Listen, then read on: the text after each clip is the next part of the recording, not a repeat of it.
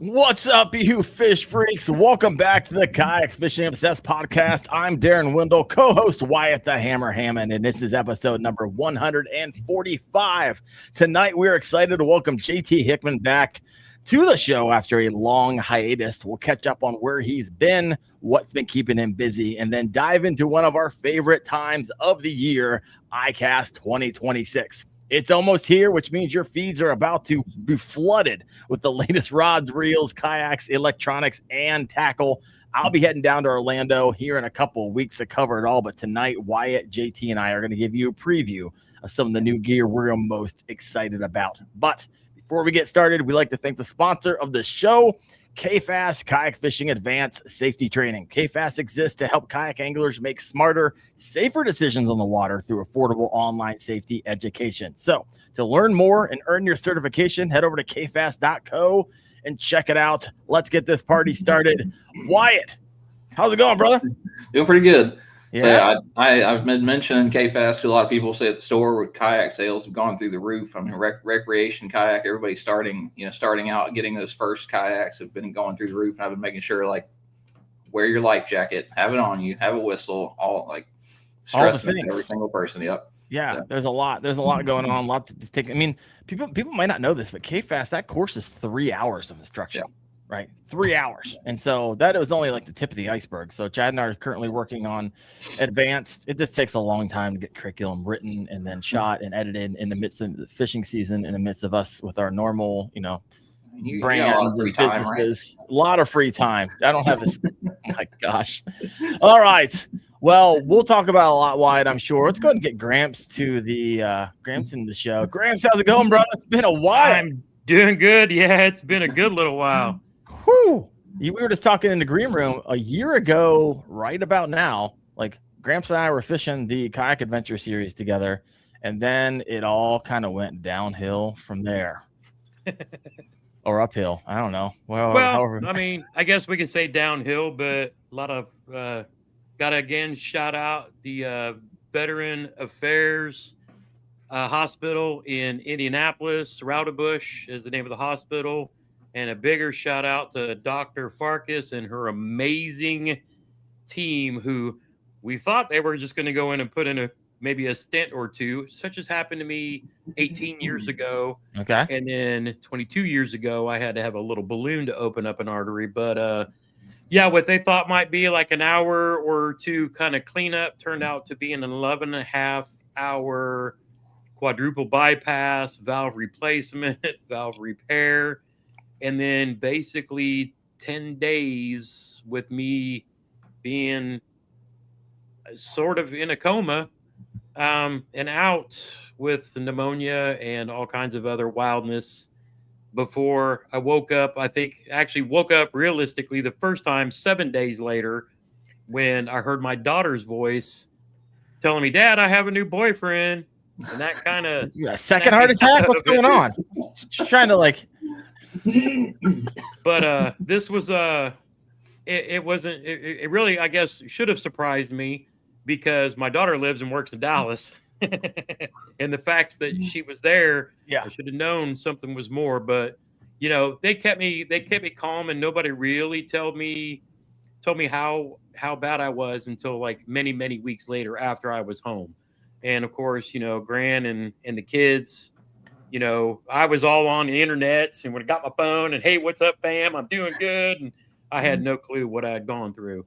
I have a lot of dreams that I vividly remember of things that never happened. Yeah. But I keep saying I'm going to make a video about some of that one of these days. But it was just, again, I have to shout out the amazing staff and crew up there. The hospital itself, they hire out a contract. So like I had the IU Health medical team there. Yeah. And like I said, Dr. Farkas and crew really did a lot of great work. And I had a lot, but let's jump ahead a year. This is the first time, obviously I'm on the Kayak Obsessed podcast. This is the first time I've not owned a single kayak since 2010. for those who don't know the back, I'll do the quick story. Yeah, do the story. When Darren and I got back from Kayak Adventure Series, having a blast, I was doing some yard cleanup the following weekend because we had tornado come, the second tornado that basically hit my house in last year's season. And I was reaching up with the pole saw and cutting down some broken limbs. My youngest son was over here helping me, dragging stuff off. Ended up giving myself a double hernia, which is what knocked me off of the water from going to the Kayak Adventure Series up in Minnesota. Right. All knew I was waiting the whole year to go catch giant smallies. And then that following Tuesday is when I felt a little tightness in my chest. Had a funny feeling that I hadn't felt in a long time. It went up, had my wife drive me up to the hospital, and then we started this whole ordeal. Now, a year later, I'm getting ready to start going through my, year checkups and things like that. But why don't I have any kayaks? Well, with the hernia, I can't risk hurting myself further, dragging creeks and, unloading and unloading, because I'm on blood thinners post open heart surgery. And therefore I can't risk doing something where I would have to go have an emergency surgery. Right. Because then they wouldn't be able to stop the bleeding. So long story short, here in a couple of months, when they take me off of the blood thinners after they do my annual checkup, then they'll want to schedule my hernia surgery.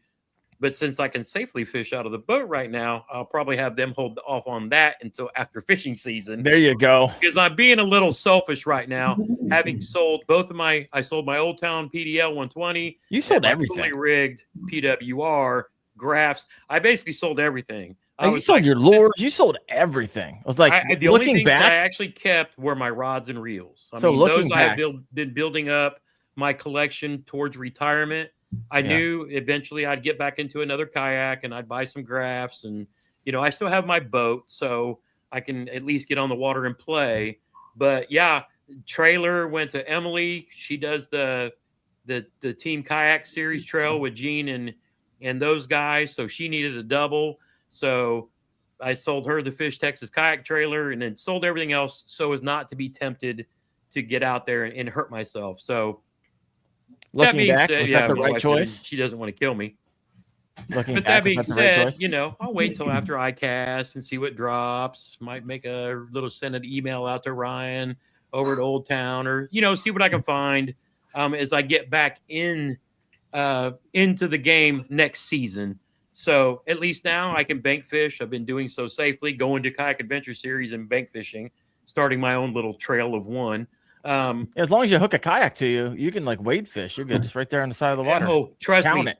I literally told her, and she's like, I will, because she's worried about me slipping on rocks and things like that. Because I told her, I said, hey, I could go get one of these $40 inflatable, and just carry your lunch and stuff and just walk and just haul a catch board. And she's like, you tried. You tried. Yeah. So yeah, I tried, but I see my granddaughter in the chat. Grampy? That's the one. Grampy, it's me. I love it. So funny story, real fast, and we'll get on to talking about some cool stuff too.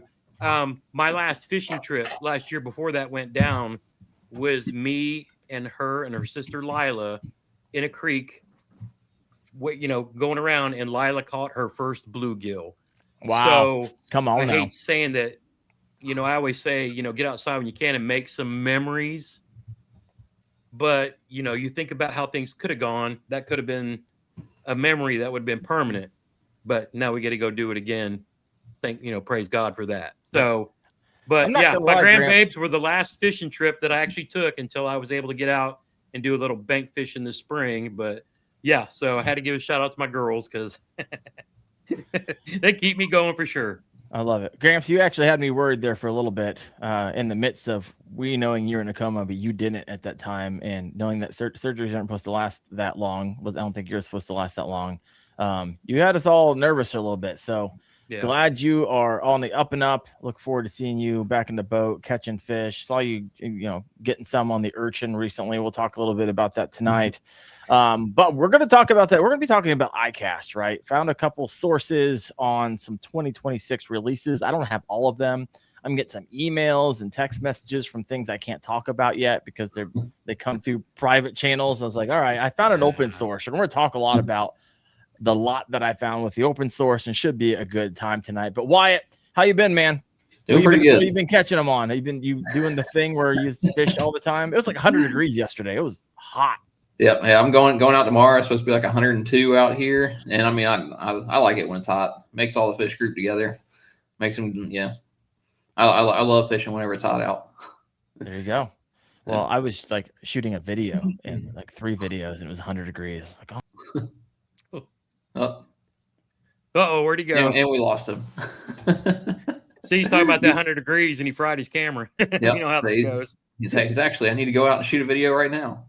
yeah, right. I have no clue why. I think there's a side button on my new mouse I accidentally bumped and like shut down the whole thing. I don't know what's going on. Yeah. All right. So let's go ahead and hop in here. I'm going to share a screen with you. We're going to head over to good old Tackle Warehouse. There we go. And so on Tackle Warehouse, you saw this earlier, Wyatt? Yep. Yeah, they've updated the site, getting ready. Yeah, no, this is kind of fun. So let's just go and hop through it. I think it'd be fun just to walk through, see what's new, see the prices on some of this stuff. I was kind of like going through it a little bit earlier. I was like, you've got to be kidding me. What in the world has happened to the fishing industry? Companies lost their mind. Yeah. It's like up and to the right. So Gramps, what's a choose your own venture? What are you most interested in? What do you want to, I'll go through and we'll click on it and we'll see what's new. There's something in all of these categories. Still don't pick apparel because all it's in there is a hat by Daiwa. So I guess, the funny thing is, of course, me being away for so long. Now, I ignored fishing like the whole time I was out because I was like a whiny little depressed. Well, if I can't go do it, I don't want to think about it. I want to watch it. I'm going to unsubscribe from everything. And so I go out and Jighead Minnow is the thing. Oh, Jighead Minnow, Jighead. I come back. Urchin. And it's cat toys. My wife is like, what in the tickler? What do you got? She thinks they're funny. She wants me to I actually saw where somebody printed out a stand where you can take them and put them on at work. Oh, there you go. Just confuse the heck out of people. Yeah. But I mean, I guess anything but fuzzy baits. Is there any new innovation, or is it all going to be? The urchins are. We got to go to the urchins. We'll go there. We'll get there in a little bit. Let's go to where did you say fishing line, Wyatt? Yeah, it's nothing wild and crazy in here. I mean, the KFAST brand. I've never heard of that or seen that before. They have an ultra thin. If you go to their brand page, they have the frog and flip, but they also have another type of line. This might be the new fishing frog and flip, right? So they're selling it 65 pound, 80 pound. They have let's see, where is it? They have a finesse braid. Oh, do they? As well. I feel like I saw something about this in a feed somewhere today, but didn't even think about it. Yeah. So let me read a little bit about it because not everyone's looking right now. So this is going to feature a 12 strand construction, blah blah blah blah blah, high stitch, blah blah blah blah blah, treated with water repellent coating, which further reduces friction, and a bunch of other marketing speak. So 60 pound, smooth and it floats. Smooth and it floats, just like every other 65, 80 pound braid. I mean, are you really worried about how thin in diameter once you're using 65 and 80 pound braid? Not 65, but they're 8 and 10 and stuff like that. Then I start getting interested. Yeah. It's already got reviews. 3 reviews. Yeah. I have a feeling those are planted. That's who it was. I saw Mikey Balls with a video on that. So that is the fishing line there. Then we got some P line. You got some Endurex fade braid, 0 fade braid, 30 pound test. And the same thing over here. One's just in green and one's in blue. Yeah. I don't really normally use the brain fart on the name of it. I use the Sunline braid, not the frog and flip braid, but they make a finesse braid that's phenomenal. And if I can find something that works as well or better, I'll always out looking for that. How about you, Mr. Gramps? What do you what's your go-to when it comes to braid? I've mostly been a cigar guy. I've played with some of the Well, I actually bought a bunch of Sunline stuff to mess with last year that I never got to like change over to. But for me, I've just, once I found like 12-pound cigar and Vizix, that was like my main chatterbait, everything. Because we don't deal with we don't have the thick stuff like Wyatt and them do down south. So for us up here, the only place I use braid is like for heavy punching or frog fishing, which we all know me and frog fishing is kind of a funny thing. But and then like for my smalley rods, I've got like 10 or 12-pound braid to like a 10-pound floral leader for like the river and creek fishing, or more finessey type stuff. Yep. Nice. I got someone in the comment section saying Mikey Balls was involved in the developing of the frog and flip braid. Yeah, he actually put out a video on that today. He was flipping the heavy mats in Gunnersville, and I think it was his sneaky way of talking about this and getting ahead of the curve. Now that I think about it, now the more you know. Yeah, I like the Sunline Overwatch is what it is.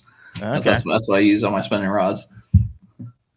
And that's the only 3 right now. Now, there's other categories. You got fluoro and mono and all that stuff. But as of right now, that is all that we're seeing. And so let's go ahead and head back. That covers fishing line. All right, what's next? Not too many in most of the categories. You can click on if you want sticker shock. Oh, dude, that casting rods. My gosh, I haven't even heard of this company. Maybe I'm outside of the loop here. Nori's Bait is they're a bait company. Their bait company. Nori's their first rod. No, the Fitzgerald's been around for a little while, but the Nori's, they make the bite powder and stuff. And so you're telling me this is some of their first rods at 7. So for those of you who can't like see what we're looking at, these are casting rods and they are $700. These are NRX Plus and Daiwa Steez prices. Jeez. So what's special about these? Have you looked into them at all? No, I haven't gone too much in them. Just, titanium frames, Torzite, of course. Anytime you see Torzite on there, you're like $500 at minimum. Mm-hmm. But those are just the guides, right? Yeah. Let me see what else we got in here. Fuji titanium frame, like Torzite guides. Yep.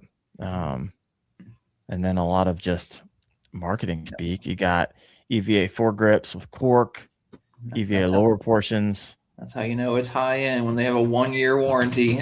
1 year. Whoa, come on. 1 year limited warranty on a $700 rod. Yeah, Mike is saying that they're a JDM company, so super high end stuff. So they must be dipping their toes over in our market. How can you 1 year warranty through Spro? Spro is that company. I don't even understand. I would trust it. I wouldn't run out and buy it at $700 if I knew a hookup or something like that, or somebody was letting me test one, or if somebody had one on a boat and would let me fish with it for a couple of minutes, I would do it. But I would trust it. I'm afraid to touch someone else's $700 rod. My gosh. My luck, they would have like compromised it earlier that day, and it would snap on a 1 pound fish, and I'd be responsible for a $700 rod. That's how my life goes over here. You got Mike saying Spro's distributor of JDM stuff. Yep, Nori's JDM company, high end stuff. Spro's bringing all kinds of JDM stuff. Thank you so much, Josh and Mike. Wow. So when it comes to warranties, Gramps, you've done a lot more like in-depth reviews on rods and stuff like that. How's that like line up with the industry, or they just got way off? Yeah. Daiwa, Shimano, they have like a program where you can, send in, anything with like defects and breaks or whatever, and get another one at a reduced price.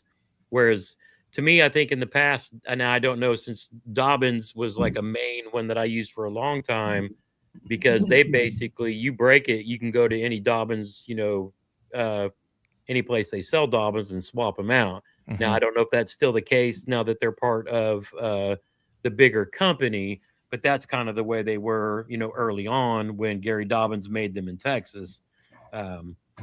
St. Croix is another, with the high end. But yeah, it's hard to spend $700 on a company that, even though they're JDM and they may have a reputation over there, it takes a while for people to work their way up that. Say if you were, you were fishing with some higher end stuff like a Loomis IMX Pro, which I don't really get into their GCX, which is their bottom tier, because to me, like a Dobbins Caden is better than those.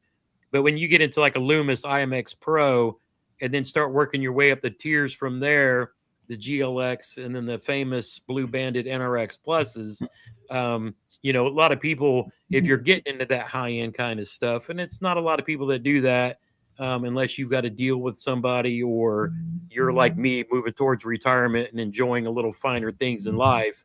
But that's just part of it too. It's unless you're building your own rods and using, grabbing your own blanks and you really kind of know the ins and outs of it. You want those warranties to kind of back those things up when you're making that kind of investment.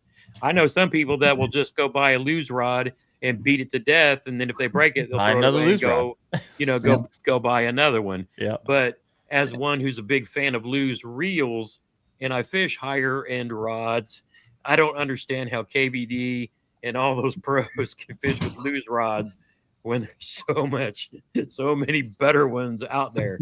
And I've had a great partnership with Lew's forever. It's just you fish their rods and anything else, and it's just like, but I love their reels. I mean, it's just a difference.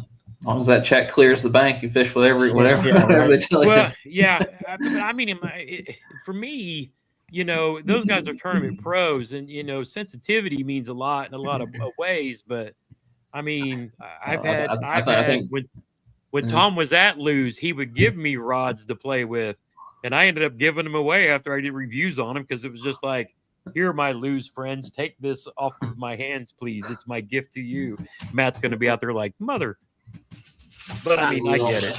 Call me crazy, but I would imagine that if you're a pro, you can basically get Lew's to make you any type of thing you want and put and whatever they have name been you want accused on of it. that many times. It's guaranteed that is what's happening behind the scenes. It looks like the thing you can buy, but it is like it's not. That was the Duckett thing years back. Whenever Duckett first came out, they were not fishing with Duckett rods, quote unquote. They were fishing with painted white rods. Yeah. Yep. Yeah. But I get it. Gonna be also on. You could give Van Dam an ugly stick, and he'd probably still kick all of our ass. oh yeah, 100%. You can put him in a stick and a string, and he'll get us all done. I got a bunch of comments over here. Let's head over here and check it out. Yeah, G. Sobeski saying 1 year warranty on a $700 rod. I'll take 2 St. Croix Legend tourneys. Thank you very much. Yep. Low Life Angler. That's insane. I have $160 on my DIY rods, and they are unreal. You have Mike M. Kayak Fishing. The only way I'm dropping big money on a rod is for Loomis. Outside of that, I wouldn't go higher than the X-Pride prices. I like it. 100%. I got a comment on that too. Like the X-Pride B, if you're looking for a higher end rod and you don't want to spend more, the X-Pride B right now is like the best value bang for the buck, in my opinion. And I've got a few of those in my boat next to a whole bunch of Loomises that cost a lot more than that. But if I had to pick and I could only get stuck with one, it would be the X-Pride B just because of where that rod's at. Yeah. I like it. All right, let's head back over here to the wall of fun new things. And not just they got a variety of different casting rods coming out, and every single one of them $700. All right, let's roll down here. Okuma Tournament Concept TCS. Okuma's kind of been stuck with like the budget rods in their years. It seems like always seems like they're $100 rod, $140 rod, things like that. Maybe that seems like a higher price one for what I usually see out of Okuma. 170 to 190 for those of you listening in. Let's see here. They call it a TCSB casting rod. So they have tailored lengths, powers, tapers, of course, 30-ton carbon blank. I can't with the 30 ton. And what was it, 20 years ago? It was, you had to have 80-ton graphite. Like the graphite doesn't matter. It's It's out of control when I read a lot of this stuff. Like the market maybe, speak. maybe like one sentence makes sense, and all the rest is just like super smooth and helps with this excellent performance and backbone and subtlety. It's kind of the K series guides are important. I will give it that. All right, for those of you not listening in, so walk through why you like the K series guides. K series are they're tilted forward guides, so they help with wind knots and braid and things like that. They're angled forward, so line if you do happen to bump the spool or anything like that when you're casting in a snot, a wad of braid goes out the spool, it's not going to get wrapped up on the guides as easily because they're tapered forward a little bit. Right on. Yep. I got Michael Bradley over here a little bit later in our discussions. Like they had no choice to use the white ones. All the duckets were broken. Yeah. Oh my gosh. Good little pop shot there. Thank you, Michael Bradley 25. I've actually seen quite a bit. My buddy was running duckets for a while and they just kept breaking like all the time on them. So he ended up moving over to something else. Like 13 or 14 of them at one point in time. You did? Yep. And, well, you don't now. So what was your experience? I didn't have that many issues. The only problem, I high stuck a fish and broke one of the spinning rods, and then I was in a rush and I tied a Texas rig on one of my cranking rods and swung on it and broke. So I leaned into a cranking rod and broke that one. But other than that, I didn't have too many. I didn't have too many just like breaking of their own accord or anything like that. All right. Actually, I stepped on a flipping stick. Yeah, I mean, I did break a bunch of them. And the nice thing at the time was whenever I called them and I was like, "Hey, can I give you $50 and you send me back like a white ice or something?" And they were like, "Oh yeah, that's fine." And they just let me pay the difference and upgrade. I heard they're pretty easy to work with recently. I mean, if you got something break, people get taken care of. So I appreciate the customer service. All the rods are behind me are the rods that I've broken. Every single one of these are broken. They snapped. So what am I at right now? 1, 2, 3. I'm at 5. Yeah. I'm going to say one of the things I noticed being stuck back being a boat angler for a while is the big advantage of being a kayak angler. You don't have a tendency to break rods like traditional ways. If you do it, maybe high sticking, but no closing rod locker limbs, lids on the ends of them, no stepping them on the deck. The fact that most of them are sitting behind us in a black pack. Other than maybe getting blown into a bunch of trees, which technically I've done that a bunch of times on creeks and rivers and still haven't broken a rod that way. But I think rods are safer in a kayak than they are a boat. They're not safe anywhere near my truck bed. I'll tell you that. Oh, well, yeah, there's always doors. There's always the classic like lift on the back, the gate.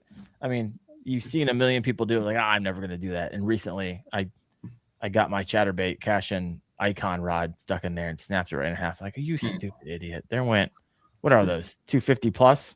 Yeah. I catch them on the back cast all the time. Oh yeah. I broke. Where is it? I've got a Xenon sitting over here in the corner. I've got a Poison Adrena. I ripped the guides off one of my NRXs. Like, yeah, fish will start schooling, and I just like trying to whip a cast out there and. I'm to the point where it's like I don't even want to mess with all of the like send it in, send it back, pay the shipping. It's like it just goes on my wall of shame behind me, and I display it proudly and move over to another rod that I haven't touched in a lot of people years. Have like big deer racks and whatnot in their man caves. Darren's got a bunch of rods, broken rods, and memories of what once used to be. Freshwater Pursuit over here in the comment section. Hey Darren, remember when I broke his rod on Hero Lake? We were down. This is my buddy. I fish with. We were down in Lake Gunnersville, this little like private lake. We went to the back part of this private lake, and Hoover's like, "Yeah, I've caught 9s back there before. There might be a couple 10s. There's a big fish in there, man." So we get back there. We're fishing. We're catching little some on the main lake, but I get out of my kayak and walk back. It's like this little stream, and like I could drag my kayak back here, but I want to make sure there's some fish. I go back there, throw a lure, bang out like a 2021. It's like, okay, there's some fish back here. That was like my first or second cast.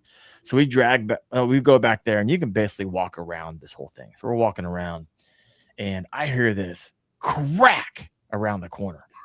I'm like, and I kind of walk around the corner and I see my buddy, Freshwater Pursuiter. He's laying on the ground. I'm like, bro, you okay? He's like, yeah, I just snapped my rod on like a 10-pound bass. And so he had this thing and he saw it, like it hit right at the bank. And for some reason thought it was a good idea to like hook set it like he had 60 yards of line. And he ripped on that thing so hard it just snapped his rod in half and the bass got away. And I remind him just about every time I see him that he lost his PB that day. So I mean, I think I lost probably a 10 back there. Yeah, probably the same. I had it on a chatterbait and it jumped. And you know that whole slow-mo. Oh yeah. You see your chatterbait flying through the air. It's like you literally get to see it when you're editing. You're like, no, you slow it down. It's like flies by your face. Like, you got to be kidding me. Come on. Scoop Dog 1 says I catch a rod on the back cast at least once a trip in the canoe. Rocking the canoe still. I like it.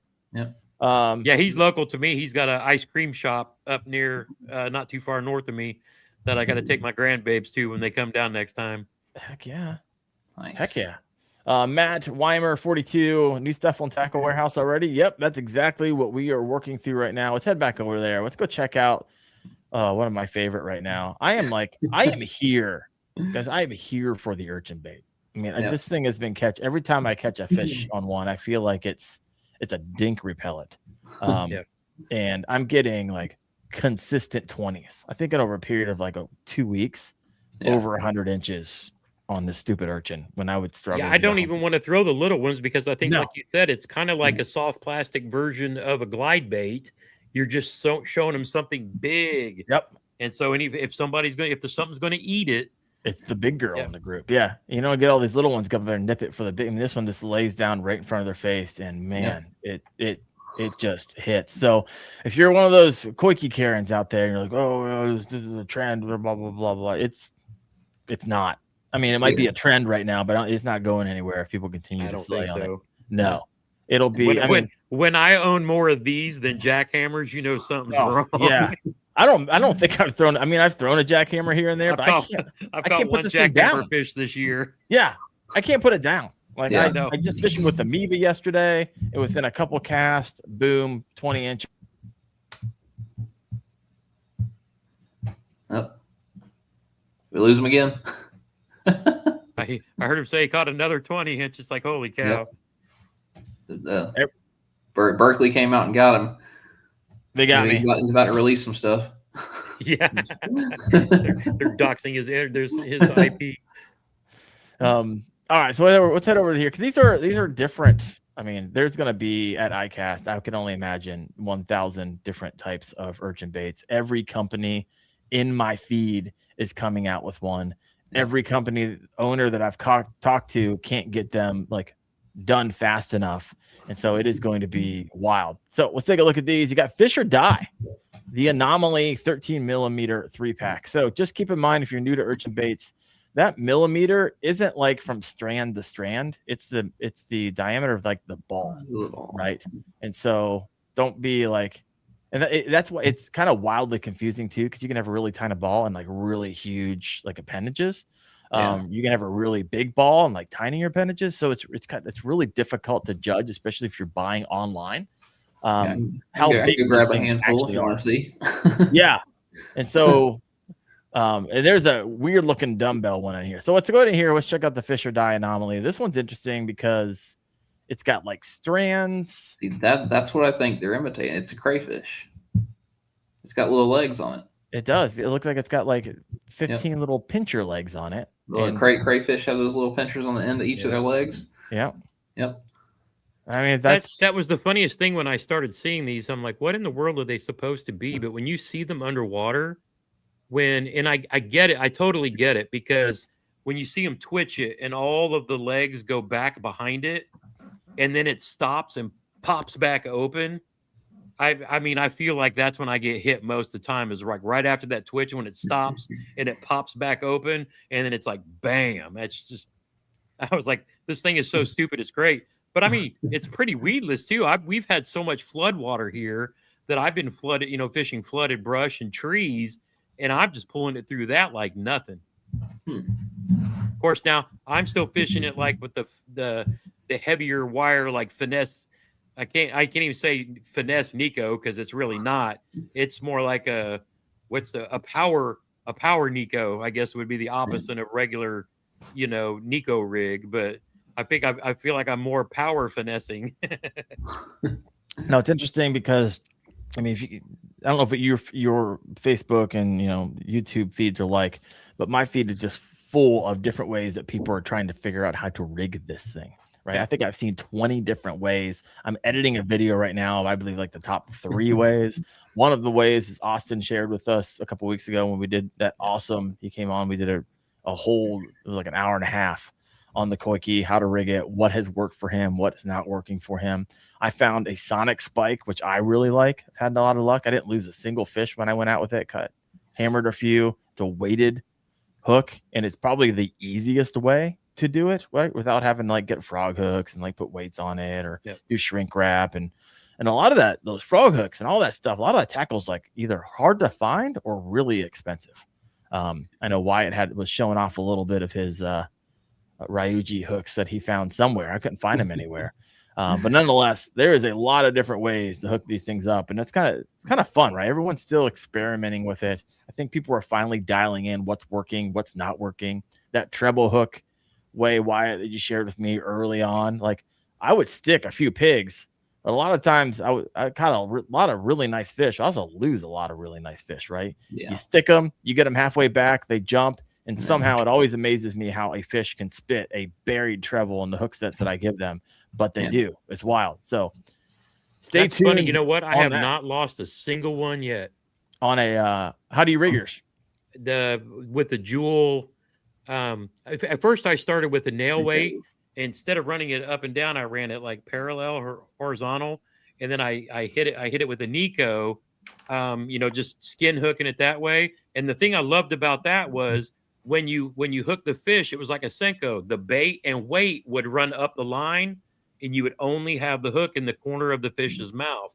I've been testing out those jewel baits, Fricos, I think they call them. Yeah. You punch them through, and it's got the hole where you can nip a little bit of the hook into the TPE and then through the weight, and then that kind of lets it keep falling. Keeps the weight at the bottom, so to speak. But so far, both ways has been perfect. Yeah, I think getting that ball away from the fish whenever you hook them.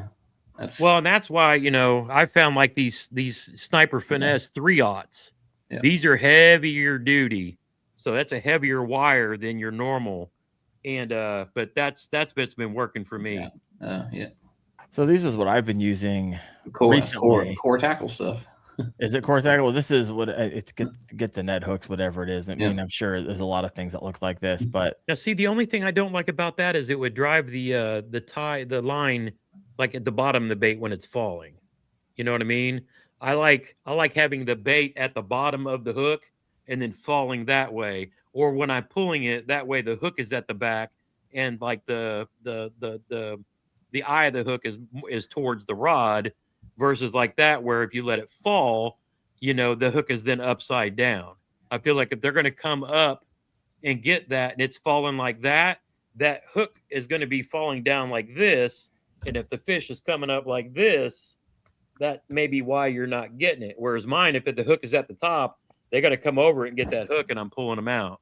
I just think about dumb stuff like that. You might have something there. All I know is every single hook set, I pin those mothers. I've only fished with it a few times, but also being how it falls like that, it keeps the hook like I come up over stuff without getting hooked up a lot, which is kind of nice, being that it keeps that kind of up in the air. So if you're fishing like brush piles, which is where the urchins and these things have really just been performing for me, if you have spent a lot of time over the years like marking brush piles and all these local lakes, you've already done a lot of the hard work, folks, right? Go back out to those spots, and that's where you want to be throwing these urchin baits. Because it's going to be pulling the big girls out of there when a lot of times you get the dinks come over and grab whatever it is that you're throwing down there. So nonetheless, I like these. We'll see. I mean, it's still a little early. I've only been fishing with them a couple times, but so far so good. Better than the treble hook way that I've been using. Wyatt, really quick, share the Ryuji ones you have. I'm going to go over here and get the other screen back up. Yep. So just that quad hook that Austin was showing us earlier, that with the line through weight, either the queen tackle ones or just a general lead weight, like an 1/8 ounce lead cylinder weight that Bass Pro and everything, you get 10 of them for $4. Those things those are fantastic for the hags, particularly. Those are like the perfect size and weight and everything. They perfectly hit each side and they weight it just so it sinks just like that, and then just put the treble hook on the back of it. Yeah, I've been playing with the various weights. It's like between like 3/32, I think, and then what have I got? 3/32, 1/8, and then one more. But I'm just playing around with the fall rate, and it's like, man, if you just get it to like slow, it's like wham. But to your point, like Darren was talking about the brush piles, I've kept my boat like I've got like old Humminbird Helix 5s that I got down. And chirp up front, and I got side imaging on the back, little 5-inch screens. That's always my play around, take the kids crappie and bluegill fishing. We're throwing at trees. I started fishing this stupid thing. I was like, I got to put a scope on the front of the boat. I watched Bailey at Saint, I think you guys were at St. Clair or Saint, Santee Cooper. Santee Cooper. Yeah. Bailey was out there scoping with the baits, and I was like, the scope's going to go on the boat. Everybody was scoping out wait there. Till I get a kayak. Cooper. I think 9 out of the top 10 were scoping on Santee Cooper. So that's how it's getting done. I mean, no hate. I'm just saying that's how people are picking them up. Yeah. So if you have FSS, you got to be throwing this thing. Throwing it without FFS, I've seen people catch them. Like, you just throw them in all the places you would, kind of a wacky worm, and kind of keeping it shallow. But hit Bass Geek's comment real quick. What's because that? I actually was playing with this too, about using it as a top water. It was designed as a top water. Yeah. I was like, this thing's got to kill, just dragging it across the top too. I had to really slow it down and still use a nail wake. I tried doing it without any weight at all, and I was almost pulling it off the water. But yeah, I can see that too. Definitely might cut some legs of this thing off and use it in the Susky. Yeah. I've yet to throw them at Smallies yet, so I'm looking forward to that. There's the guy who knows too, because he's got to go. He's got to, Wyatt's got to be. He's got to be adaptable to like all the bodies of water, lakes, rivers, largemouth spots. You guys, when you travel and do your thing, you got to be ready to kind of everything. And your practice window at Susky's coming to a close here pretty soon, isn't it? Yeah. I was talking to a buddy of mine who might be sneaking up that way this weekend. All right, let's keep on moving us on. Other urgent baits. So you have the Anomaly 13 millimeter, then the Anomaly 22. These are 2 packs. 22, 24s are big. They're big. I got a one. I don't know what the Mebas do. They say they're 114 millimeters. So they must be like calculated from strand to strand. Yeah. Yeah. But I've used, that's the big Meba, and that's the one. Like I like the big urchin baits. Like I was throwing some urchins, like the smaller ones. I was using them as a drop shot rig. Yep. And they were getting nailed. I was like, okay, small fish and small fish and small fish. I was like, oh my gosh. So I went out to grab the 114 millimeter. And boom, 20-inch. So they're fun catching them on the small ones, but it's hard to put down the big one. And then you have the Hide Up Koiki 8 millimeter creature, and then this crazy thing. Let's talk about this for a second. The Dumbbell Crab Elastomer 22 millimeter 2-pack. I've first time I've ever seen something like this. Wyatt, have you seen it? Ever fished something like this? Is there anything else like it out there? Nothing like that. I've seen the other crab from I forget what the company was. Taku was throwing it. He's been throwing it for like 2 years now. The giant crab looking thing that he kind of hides on the front deck of his boat. It looks slightly similar to that, but interesting. Yeah. This is wild. Let me read a little bit about it. For those who can't see it, right? Featuring a 3-dimensional molded limbs that vibrate and create a sense of life. special crab dice bait created by Japanese tournament angler and sight fishing expert Masahiko Kono, however you say that. Twin bodies. Yeah, it looks like an urchin bait dumbbell with urchin bait on each side. 22 mil, and they want to put a number 6 drop shot hook on it. That's crazy. That's also the price is a little crazy. Like. So there's clear green pumpkin. They got a bunch of other different colors. Scuppernong and $22.99 for a 2-pack. Isn't terrible, I guess. Colin says that Z-Man should call these the dreadlocks. The dreadlocks with a Z. That's brilliant. Mr. Zanshin said the dumbbell looks like splitting atom or something. I love it. They are working on one. I can't wait to see what comes out around this whole urchin craze. It's gonna get out of control. I'm waiting for like the really, really, really large ones. We'll see what happens there. All right, let's head out of the urchin section here. Oh, we got the fuzzies. Now I've seen the net bait fuel out there already. Yeah. Right. I've seen people fishing with them. I've seen them catching them. Yeah. Have you known anybody or seen anybody who's been working these, talking about them, liking the performance of them at all? Not those. I mean, that again looks like something I would throw for the smallmouth in the river. I would just want it to float. I mean, big fan of bait fuel just across the board. Mm-hmm. Fan of the net bait stuff, the T Max and the what's their little creature bait they make. That's what I was punching at Gunnersville in the fall. But yeah, big fan of those. I haven't seen that one yet. Not very large. Only 2.25 inches, 4-pack, $6.99. These are tiny little bugs. So I don't know. I'm not sure. I'd like it being a little bit bigger for me. I mean, I'd try them I'd probably do a weedless Ned rig and throw them around the river and see what they did. Should be a good time. Yeah. Gramps, what do you think? I don't know if that would, I mean, maybe a finesse jig kind of, I wonder what that would do on a wobble head, like on ledges in the summer too. I mean, there's so many. Basky said they're bigger than they look like. Okay. 2.5. I mean, yeah, I can see that. It's not wild and crazy. Yeah. Drop shot. He says he says brig it in the middle of the wacky. That's kind of how Taku and the guys were rigging the Nori's flip gill and stuff. Yeah. Yep. I mean, because a bait like this, I think I would just, if they didn't hit it on the fall, even if it was just sitting on the bottom, letting the water move those things around. Yeah. Just you'd have to dead stick, and I think even on a wobble head that would create kind of a wild. I always try to picture in my head what the bait looks like, what it's doing, and then so it's like, oh, I'm a fish. This is why I'm going to react to this, The drop shot would be money on this, be able to move it up and down and have those legs go crazy. I'll be completely honest with you. If someone gave me this, it'd probably sit on my wall and I probably wouldn't fish it because there's so many other smallmouth lures that destroy it. It'd be one of those things where I like, okay, I'm going to force myself to use this, and I'm sure it'd be a good time. We'll see what's up. All right, what else we got? Oh, this one's interesting. That's the last. Tonko. Say what? That's the elastomer. That's what I was really trying to order for a PA. Yeah. You got the Baby Eco 70 millimeter, Eco 88, Mini 60.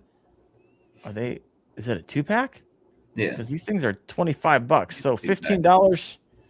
Woo! You're trying to find these? Yeah. Couldn't find them. I mean, doesn't Quickie make a shrimp or something that's kind of like this? Yeah. I'm just because they're sold out of the gizmos. Everybody's sold out of the gizmos. I was trying to find something that would float and looks buggish. Somebody said it's a toilet brush. Toilet there for those of you listening in. It's like a toilet brush. They say compatible with Texas rigs, Jika rigs, heavy drop shot presentation. You can see all this.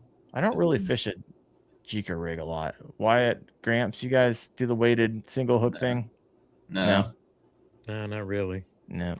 I mean, there's so much. I mean, I'm freaking Wyatt. I don't know how you do it. Every time I talk to you, you have like boxes of stuff. Boxes. You seem to have all the things. Jig Squad. People have lost their mind. $25. Yeah. I feel like overnight, like Gramps and I are fishing a year ago. Like soft plastics are like $8-9 a pack. Gramps wakes up from his coma. and they're like $25 a pack. What happened? You were like, there's like before Gramps and after Gramp prices. What is going on here? No. Wyatt, We're perfectly under control. Everything. Oh yeah.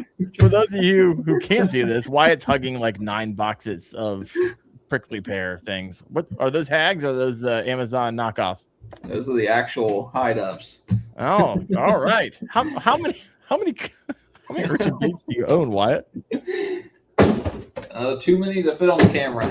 Yeah, they're freaking. You guys hear that noise? They're falling on the floor. He has so many. Now, are you buying them for yourself, or since you have like the inside scoop at your employment, if you still have a job? Not quite sure. I might have the inside scoop with the green pumpkin, blue flake hide-ups, the full cast. So. Ooh.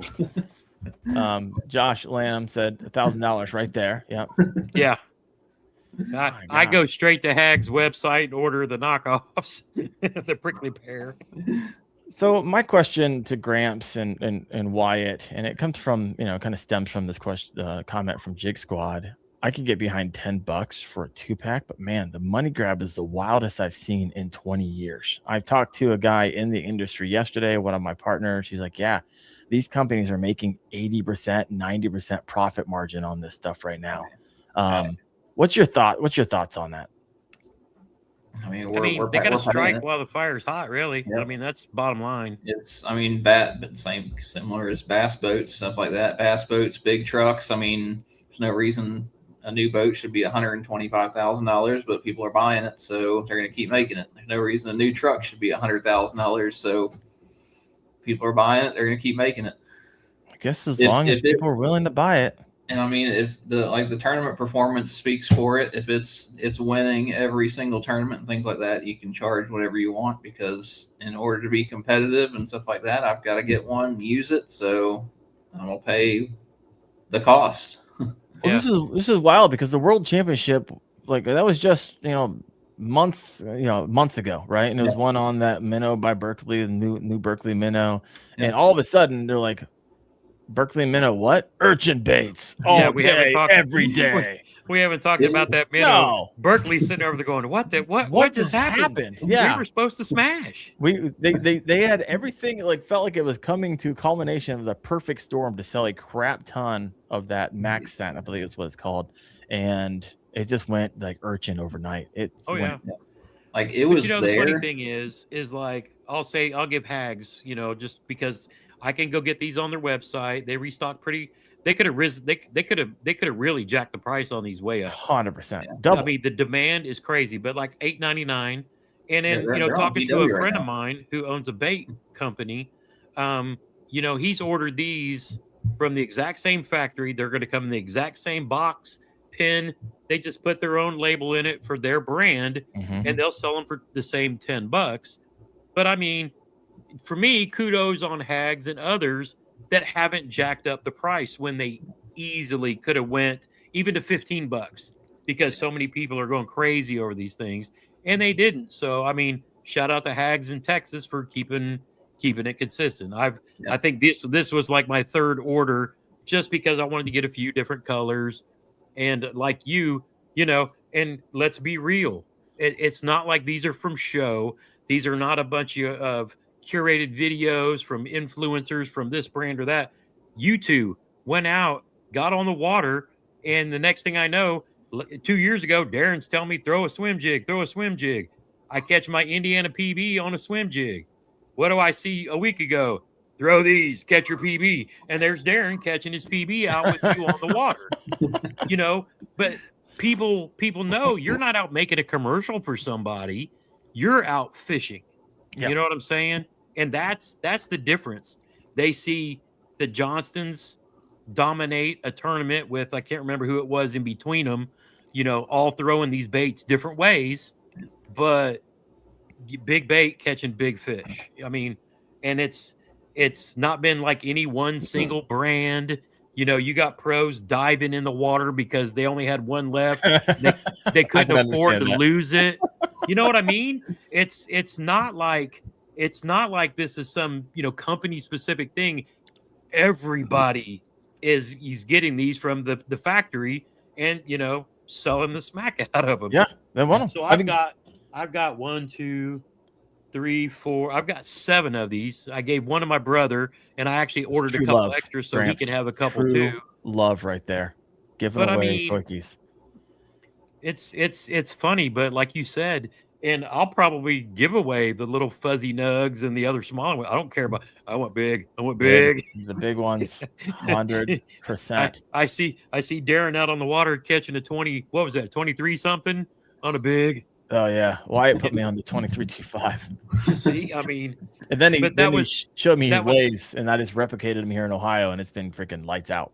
Yeah. And I've watched, because when I got back from the classic after hanging out with everybody, I started kind of paying attention, and I'm like, what in the world? So I picked some up too. And once I got in the boat and figured I can set the hook without hurting myself, it was on after that. But how many chatterbaits I've thrown this? I'm throwing this. I'm going to keep throwing this because they just catch fish. 100%. All right, a lot of comments over here. Let's head over here and let's go. Here's Mr. Zan Shin. I understand companies making money, but if it get too greedy, I hope people stop buying. Otherwise, we'll never adjust down. Yeah, you also got a lot of competition coming to the market too. So all this stuff will eventually throttle down, I would imagine. You're starting to see them in stock on Tackle Warehouse. That's the first indicator right there.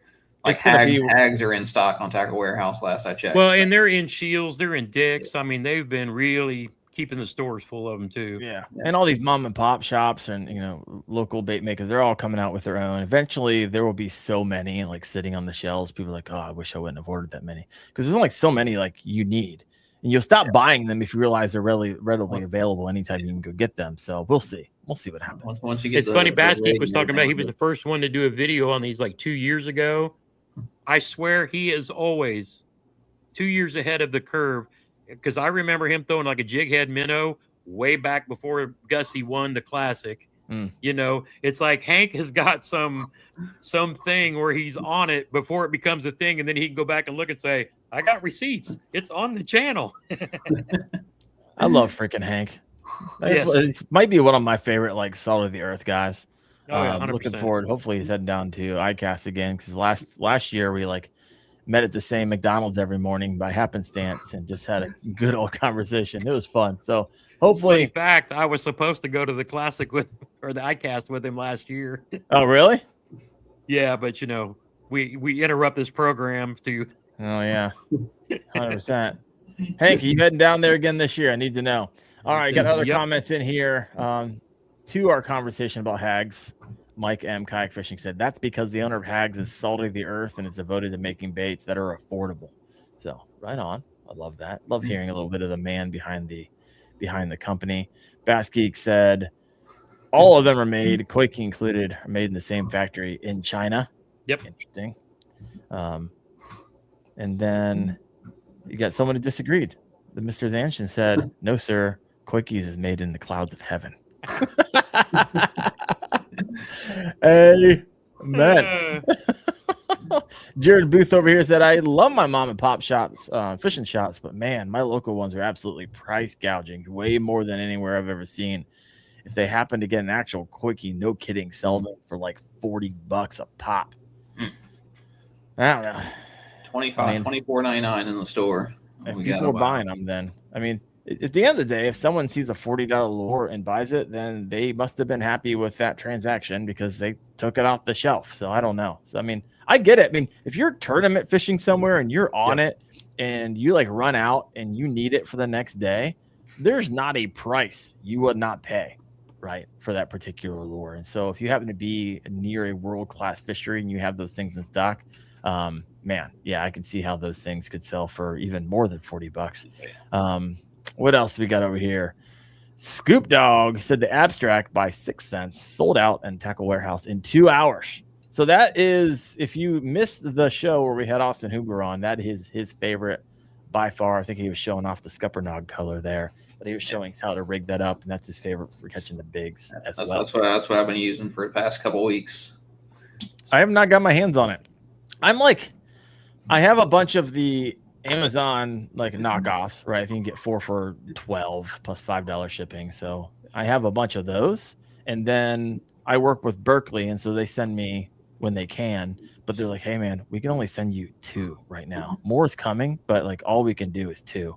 So there must be a wildly high demand for those where I work with them, help promote them, and I can only get 2 of them. So that thing almost fell off yesterday. I about lost my mind. It fell in the water. I was like, please don't fall. I had to like grab it.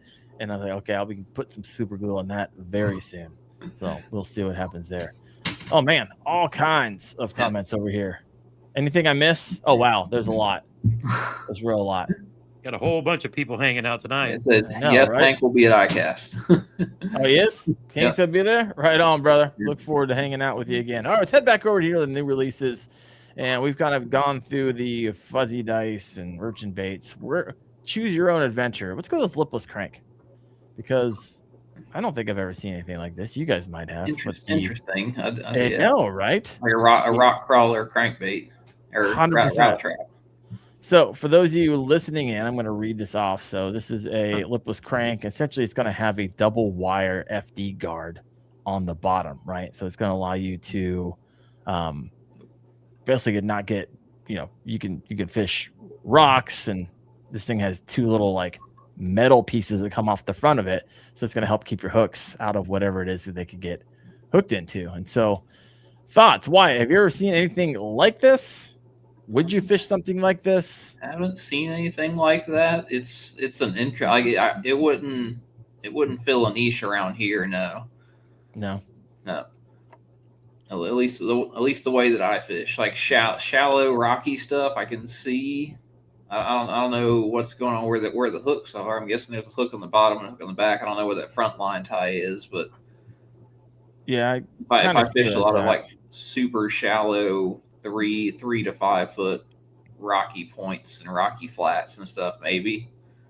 But I'm to the point where like I'm only fishing this probably a few weeks of the year where the grass hasn't like grown up yet. Like it's still rock, but it's a very limited time, right, in Ohio where I'm fishing this, and it's typically pretty cold. Gramps, what do you think? Anything like it before? Well, by the way, there's low stock. There's only 2 left. I feel like they're solving a problem that doesn't exist. Yeah, and I have a feeling that's going to be the name of the game at ICAST this upcoming year. Like I know some things I can't share. I was like, okay, you just came out with something where you solved a problem that nobody had. I will give it. EMA has been. They usually do kind of make some funky stuff, and every now and then it'll stick. Like the They made a topwater that was all the rage out here on Murray for a couple of years. One of the skimmers or something like that. Yeah. Like if you fished Lake Murray, you had to have that topwater. Interesting. I feel like they've made a couple other ones as well. I wouldn't buy it, but if I had it, I might throw it for a day. That's kind of where I'm at. But it'd be like early spring when I would be throwing this. Otherwise, oh yeah, holy crap. $27, may I add? My bad. So definitely would not be buying this with lure retrievers and everything nowadays. Every time I buy a lure retriever, I throw it down there and the lure retriever gets stuck. So I'm like, oh crap! Dang it! Now I'm out. Lure retrievers. You have the David Fritz one. No, I don't. That's the one. That's the one. That's the one. I've tried the chain ones and all kinds of stuff. It's on Tackle Warehouse, but the David Fritz lure with the yellow triangle thing. Okay. That's saved so much money. Yeah, I need to get them from when I start throwing these expensive quickies because fishing them in the brush piles and 10 plus feet of water. It saved me a couple quickies the other day. There you go. And how much are they? The lure retrievers probably $30 if I remember right. You're saving money. Yeah. Right now, if you already got 2 of the quickies. Yeah, because if you're throwing 6 cents or mega bass, you want to get them back. You want to get them back. That's one thing I actually need to invest in.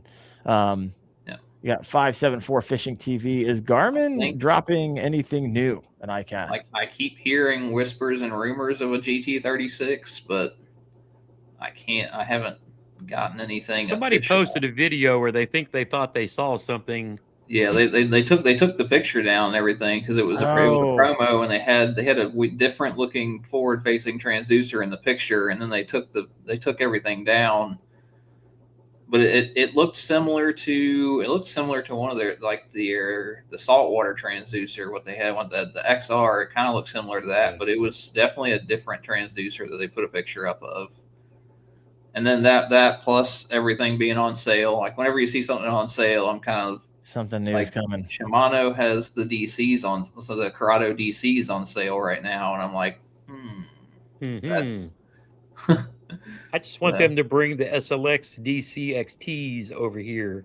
I guess they call them the Scorpion and JDM, but yeah, absolutely love those, along with my Corrados. Yep. Oh, yeah. That was another thing. Somebody posted in the comments. They got rid of the map pricing, so retailers can sell it for, they can sell it for cheaper. I mean, we need to get Mike M. Kayak Fishing on the show. I mean, homie's bringing a lot of juice to tonight's show. Appreciate you, man. Thank you so much. All right, let's head over here. Gramps, pick our next. What do you want to talk about? New at ICAST. Wish there was a kayak section here. I guess we got to go to jigs and bladed jigs. I haven't seen anything. And bladed jigs. Only one in there. Not a lot going on in here. You got the Z-Man TRD finesse jig. So the Z-Man dropped we're releasing 6 new chatterbaits. Yeah. And we saw all the blades. There we go. Is this all of them? This is 4 of them. And bare so we have the Z-Man bare bones. You have, this one's interesting. When I first looked at it, I was like, oh, they're just coming out with an inline. Like, no, this is an inline. However, it's the inline blade. Yeah. Actually has the chatterbait style. So like, okay. I can see that. You get the Z-Man micro finesse chatterbait and then a Z-Man PZ2. Do you know anything about the PZ2? Like what that stands for, what it is? I mean, click on that thing. I want to see the head design on that. I mean, it's at the $8 price point, so it doesn't almost looks like they took a swim bait head. It looks like a swim jig head. Yeah. Looks like they put a swim jig on a chatterbait. They were asking it's the David Fritz Get Back Lure Retriever. Get Back, okay, yeah. Get Back. Buying the yellow one. Have you ever thrown a lure retriever to try to get your lure retriever undone? You ever thrown 2 down there before? No. All right, just wondered. Let me know in the comments if you ever tried to go after it for a second time.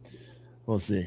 I've only lost one of those, and it was because it was on an anchor rope or something like that I was pulling the whole bottom of the lake up with it. Like I was about to flip the kayak over. I was almost about to flip the kayak over pulling it, and I just eventually had to cut it off. But it got it. It definitely hooked the bait. It hooked the crankbait for me. All right. So I'm trying to read this overview on this PZ2 chatterbait. I can't see anything in here that's like popping out at me that's like, oh, that's what's different. It's at a lower price point, right? That one is that's the heavy duty one, isn't it? That one's 5/0 braid. Yeah, 5/0 hook. Yeah, that's the braid ready one.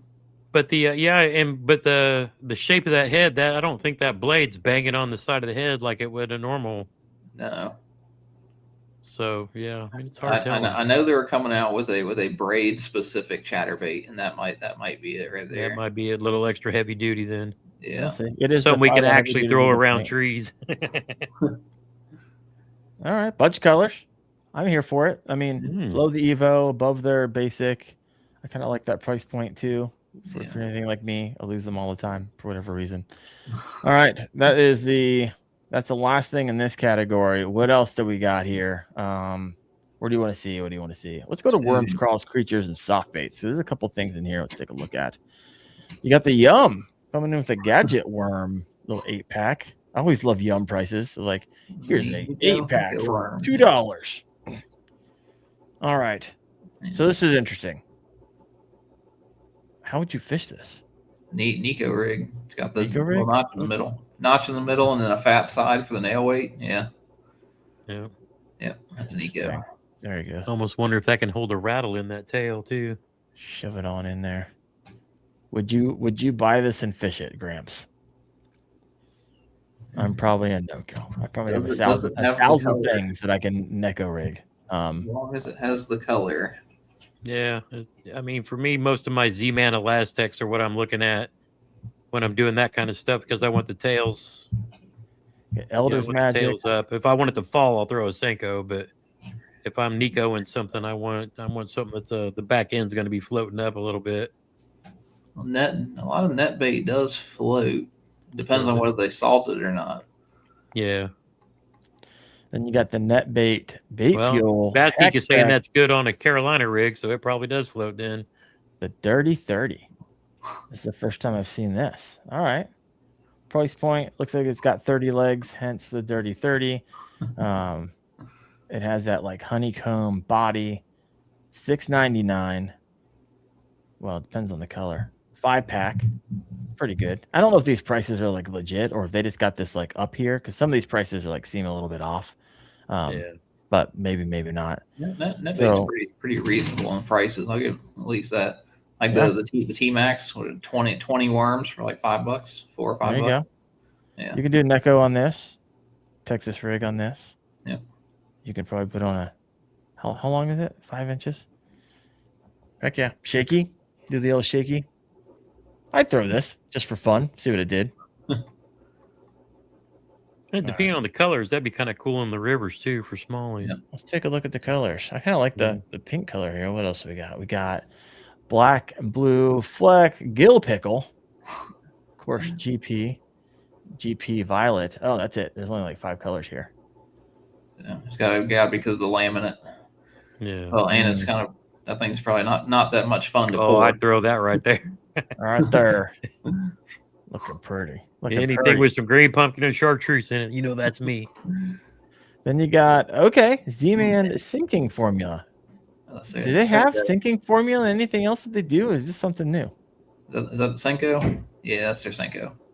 Yeah, but sinking formula, like I've never thrown. Yeah, it's their Senko. Does it actually sink fast, or is it like slow as crap? Because it's Elastic.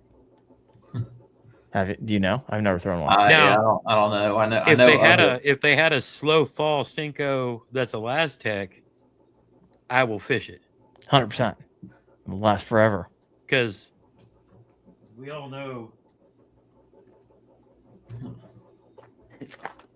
the first order I had to put in when I knew I was getting back on the water. Bag right there. I know Darren's loading up on his boat dingers, but Gramps has got a.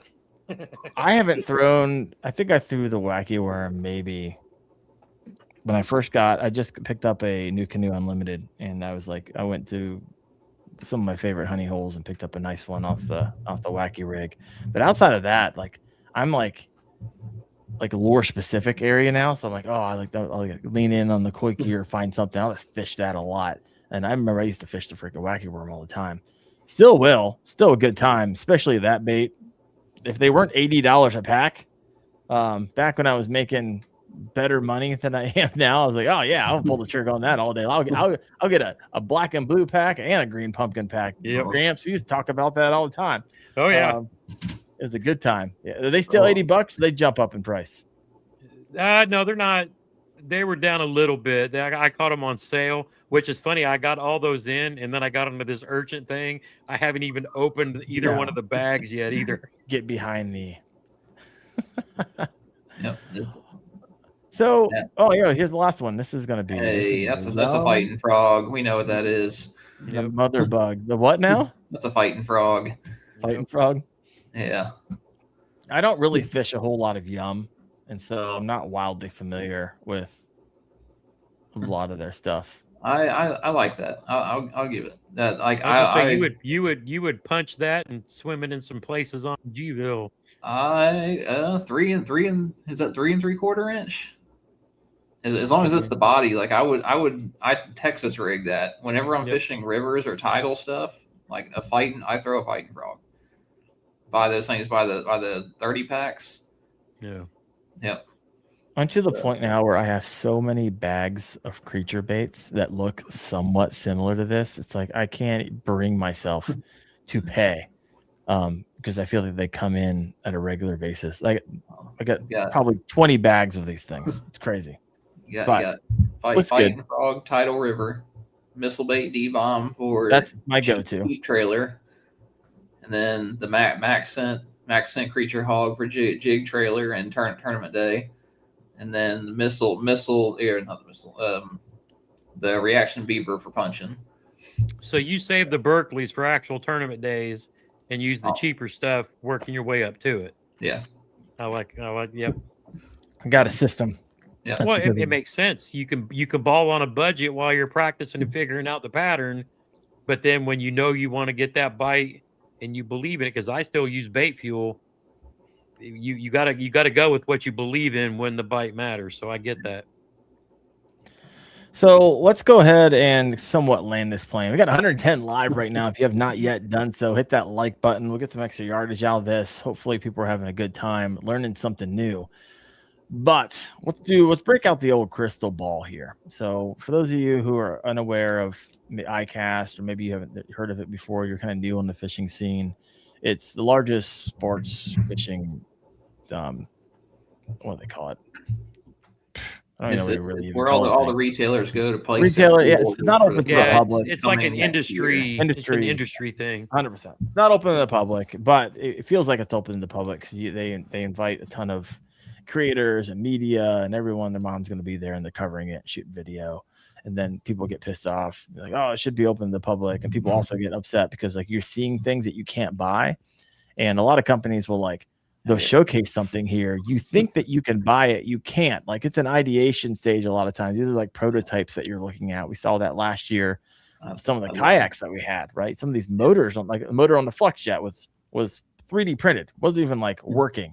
And so I love it and I hate it because it comes out and then for the next 3 weeks, people are like, hey, do you have this at the store? And I'm like, nobody has that. No, like, nobody has that for another 2 months. I mean, Yak Attack does this too. They're like, oh, they showcase something. They're like, it'll be available in 8 months from now. Maybe. We're not entirely sure. Like there's a lot of companies that do that, but that's kind of what it's for, right? See what's going to work. See what's not going to work. See what's going to work. They're going to, hey, see who's interested in this. And a lot of, business relationships are taking place, but nonetheless, it would be cool. And there's always the conversation of, hey, wouldn't it be nice if the last day, right, you actually opened up to the public? I don't know if that'll ever happen, but it might be a pipe dream. But everyone has like, oh, it'd be really nice to have like the private meetings and then be able to do the public thing.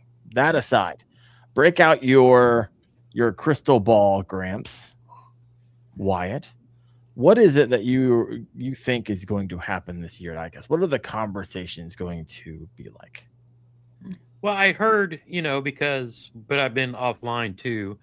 But I kind of heard at one point in time there might be something newer, or an update to something from, say, Bonafide. But then other people I know at Bonafide say, well, there's nothing really gonna, And then, of course, I know Wyatt knows this, but he's got an NDA, and he knows I would ask because of what a fan I am of the brand that he fishes out of. You can ask. But they posted a teaser, with some farther distant shots. It's in the teaser. It's in there. What, and I just kind of looked, but I was like, 106 Pro, maybe PDL. I don't know, but I'll have to go back and look at it bigger because I looked at it on my phone, and I need to go look at it on my computer where I can, make it bigger. Okay, I can tell you what frame to look at. Okay. So if I go through, then I can, yeah. But I mean, because the biggest question I get, what am I going to fish out of when I get back to fishing? Yeah, that's true. What are you leaning toward right now? That's already established that you know of. So, I mean, we know anybody who knows me. I mean, so I thought about like looking at the new canoes and all that, but they've not been my thing. For me, it's going to have to be something that I already know. I have to figure out how I'm going to fish. Obviously, now that we have Bassmaster, Indiana Bass Nation here in Indiana, I don't have to travel as much, even though I love traveling to the Bassmaster events just because I want to support that. I've been a life, member of Bassmaster my whole life. Hell, I see Wyatt every time, we're there. and so I don't know. There's things about the XTR that I absolutely love. And then there's things that absolutely drive me nuts. For example, where the transducer is because it's not center mounted under the kayak. I've thought about, I was talking to my buddy Antoine Hayes, who's, he and I were the Indiana Old Town team back in the day before I decided that I was going to, try other things. But to me, if I had my druthers and wishes, I would love to see a brushless motor in an autopilot, and I would be back in that boat so fast it ain't funny. Wyatt will tell you when I was on the team there, that's all I harped about 3 years ago, forever. And, and they came out the EPDL and other things too, but absolutely love that platform. But again, for me also, the PWR 129 from Bonafide is probably to me the most versatile kayak as far as somebody who wants to fish rivers, lakes, stand up, sit down, deal with current, because you got the RVR, which is a little smaller, but not something that, a guy like me with a bad leg wants to stand up in. I just don't know. Yeah.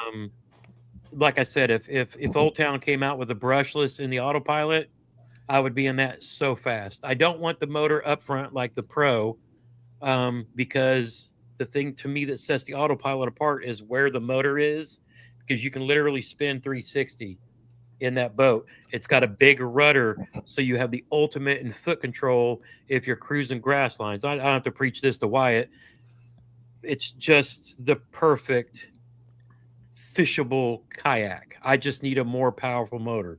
Now, if they don't come out with that anytime soon, I don't know. I mean, I'll have to figure, because I got addicted to speed. One thing that the Bonafides and the NK300 have allowed me to do is beat people to spots. But then if you're fishing tournaments, that's not always the most important thing. Being able to sit there spot locked and have total boat control is advantage. So, I mean, yeah, I won't know until I pull the trigger. You know what I mean? I don't know. So we have so many good options these days. It's insane. Yeah. So back to the original. I know I asked the question on top of the question.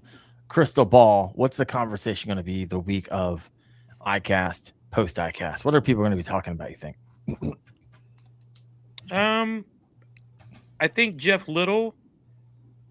Yeah. I think Jeff Little in whatever propulsion. E-propulsion, yeah. Yeah, he may be playing with some of those guys. I can't see them coming out with something new for these. I mean, the only thing harder than getting your hands on these was figuring out how to store them. And for me, Slot Tech has solved that problem. And another guy who started up his own company called Fish Engineering, because he's an angler, tournament angler, and an engineer.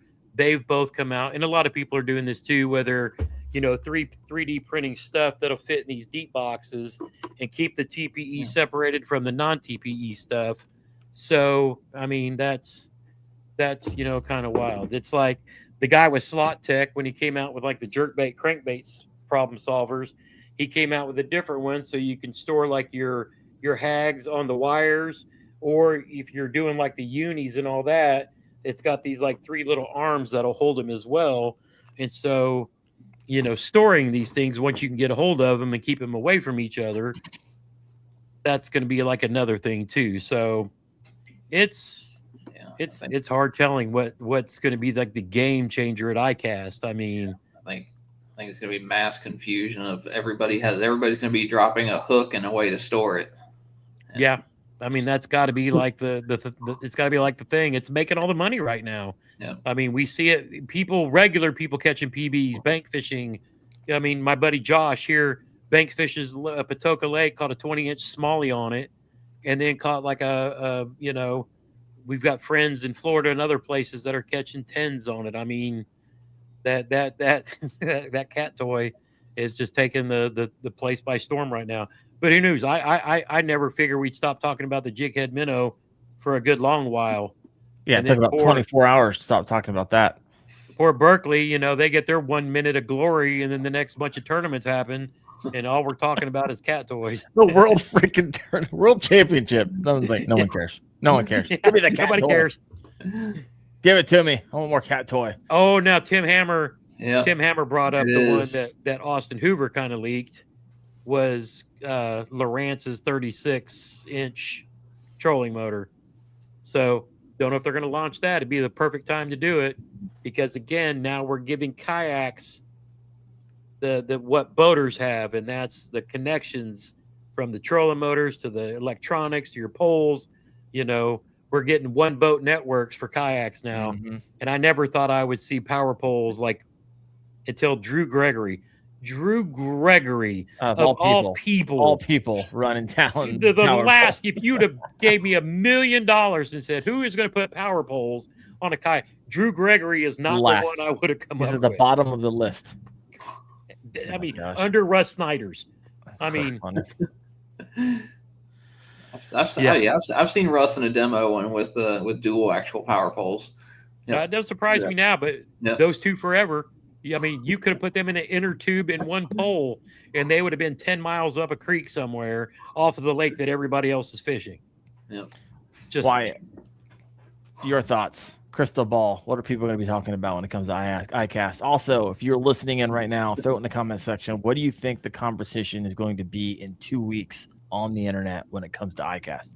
I think it's going to be hooks. It's going to be hooks. It's the one thing that you can't get. You can't get frog hooks. You can't get treble hooks. You can't get. So, I mean, the things that are immediately selling out as soon as they're thrown out there are the hooks. Once somebody says, I have the way to rig it, gone immediately. Yep. Like the baits are coming back in stock. Companies are catching up with that. But I think the tackle for it. The way to rig it will be the way. Yeah. Cause I mean, you got to look at that and say, hey, if I can release a lure that immediately sells out, or if I can release a product that'll immediately sell out, like, yeah. I mean, when you have Christy winning the Bassmaster on Pascatank, is that what it was on a weighted frog hook? Like even the Stanley, the ones with the screw locks sold out immediately. Like I'm to the point now where I'm literally cannibalizing because I have like 50 frogs, right? I'm just ripping the frogs and like taking the hooks out of it. 100%. Like not that's what Hellabass was like. You know, hey, you can get these for cheap right here. Right here. I got go to the Walmart value bins. There's all these frogs. 100%. I mean, if there's anything I have more than I need, it's definitely frogs, for sure. So I look forward to cannibalizing that. Yeah. I have one brand of frog and 3 of them. That's it. In the context of kayak fishing, like I don't think there's going to be a kayak that comes online that's like, wow, it's going to hit super hard. I think in the realm of kayak fishing and kayaks, actually, I can't even answer this question. Never mind. I can't because I'm saying it based off of information. I know. So I'm going to pull that back, but it's just, I think there's gonna be a lot of more, like a few more inflatable. There's a lot of inflatables last year. They're easy to kind of get off the ground. They don't take a whole lot to get molded, so you can see a whole lot more of that. So it's gonna be a bunch of this little stuff, right? I don't think it's anything like groundbreaking. Last year, FlexJet took a lot of the hype because it was something new, and so I'm still kind of waiting. If Garmin drops the new unit, that'll be probably be best. There we go. Yeah, there we go. Yep. Yeah. So. We will see. We'll see what happens. I look forward to it. I love going down there. I love hanging out with people. Love just covering it. I feel like I am a news company for a week, right? Yeah. I'm just going around. I'm just shooting. I'm literally just having whoever is standing in the booth explain to me this new thing that they think is going to revolutionize the market, and then go home, edit it, and just put it out there for everybody. So, for those listening in, like when you see those things, it's not like an endorsement. I'm just literally going around. Like it's News Channel 8. They're like, hey, I'm here at so-and-so booth. I just walked across. This thing looks neat. I think you might like it. Here we go. And they'll walk you through it and you decide for yourself whether you think it's good or not. Darren's going to be hearing like, this is what makes our Koike better than the rest. Oh my gosh. So many times. Yeah. Our little flanges are 10% more buoyant on the outside edges of and we catch the ripples in the, okay. We have tentacles on top of our tentacles on top of the tentacles. We're putting claws on the claws and fins on the bottom. I was like, the only way I know if you're going to, send me home with some. My gosh, they're hard to get a hold of. So I think I own a bunch of the ones Wyatt you told me about on Amazon, and then 2 Mebas. We'll see. I do want to get my hands on some abstracts. I just have a hard time paying like $15 a piece. Yeah. So I might have a handful of them lying around. I can shoot up that way. Oh my gosh! Well, I heard even the first run of them, they used the company that they had do it used the wrong material, and they were all kind of goobered up, and they had to replace them. I mean, it's just like holy smokes. Dang. Let's see. Oh, I got a handful of them over here. Well, folks, Gramps, let me say it's been a really good time having you back on. I mean, a year is Appreciate way it. too long. I'm glad you are on the up and up. Glad you made it through your ordeal. Glad you're back out there catching fish, and look forward to getting you back into the rotation. Appreciate you, and glad you're doing well. Wyatt, of course, always appreciate you. Those listening in, you guys freaking rock. Next week, I'm on vacation at Kings Island, so next Tuesday night, I'll be riding roller coasters. The following week is actually ICAST, so I'll be down there. So the next 2 weeks, there's not going to be an ICAST show, but the next week there will be. And of course, we'll be talking about all things kayak and really debriefing on that. But thank you all for listening into the Kayak Fishing Obsessed podcast. I'll see you in 2 weeks. You guys have a good one.